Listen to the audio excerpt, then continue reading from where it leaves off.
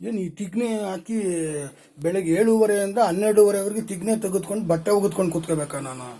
ಕಾಮಾಕ್ಷಿಪಾಳ್ಯ ಪೊಲೀಸ್ನವ್ರು ಏನ್ರಿ ಮಾಡ್ತಾರೆ? ಎಷ್ಟ್ರಿ ಕಂಪ್ಲೇಂಟ್ ಕೊಡೋದು ಇವ್ರಿಗೆ? ಇದೇನ್ರಿ ಇದು ಟೈಮ್ ಬಾಂಬ್, ಕರೆಂಟ್ ಬಾಂಬ್ ಹಾಕೊಂಡು ಕುಂತವನ ಇಲ್ಲಿ ನಗರದ ಪೇಟೆನಲ್ಲಿ ಇಡೀ 8 ಜನ ಸತ್ತು ಕರಗಿದ್ದಾರೆ, ₹1 ಕೊಟ್ಟಿಲ್ಲ ನೋಡಿ. ಅದು ಪಟ ಪಟ ಪಟ ಅಂತ ಕರೆಂಟ್ ಬಾಂಬ್ ಹೊಡ್ಕೋತದೆ, ಅದು ಓಪನ್ ಆಗಿ ಹೊಗೆ ಬರ್ತದೆ ಆಚೆ.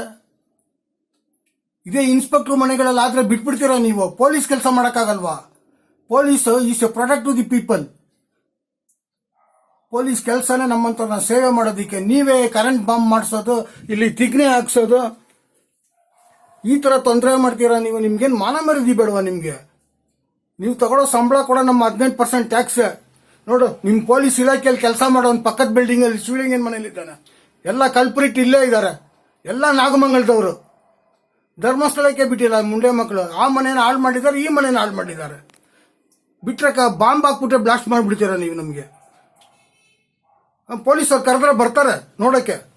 ಮೊಬೈಲ್ ಕಳ್ತಾನೆ ಆದ್ರೆ ನನ್ನ ಮನೆ ಒಳಗೆ ಬರ್ತಾನೆ, ಮೇಲ್ಗಡೆ ಹೊಡೆದಾಕಿರೋದು ನೋಡ ಹಂಗೆ ಹೋಗ್ತಾನೆ ಇರ್ತಾನೆ ಕರೆದ್ರೆ.